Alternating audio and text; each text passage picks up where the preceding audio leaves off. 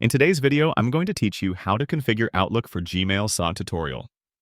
By the end, you'll have your Gmail messages and calendar flowing into Outlook, ready to use alongside your other accounts. Start by opening Outlook on your computer. If you're using the classic desktop app, look to the top left and go to File, then choose Add Account. If you're in the new Outlook experience, click Settings, then Accounts, and select Add Account.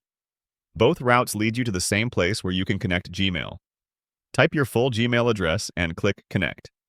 Outlook will pass you over to a secure Google sign-in page in your default browser.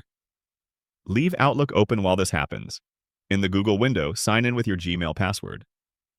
If you use two-step verification, complete the prompt, such as approving a notification or entering a code. This is a normal security step and helps protect your account. Next, Google will show a permissions screen. Click Allow or Continue to let Outlook access your Gmail. This permission enables Outlook to read and send mail, sync your folders and labels, and keep everything up to date. If you have more than one Google account in your browser, make sure you pick the correct one before approving access. Once access is granted, return to Outlook and choose Done or Finish. Your Gmail account will appear in your Outlook folder list and the first sync will begin. Give it a moment. Older mail and larger folders can take a bit of time to fully download. You can start working right away while Outlook continues syncing in the background. A few quick tips as things settle in.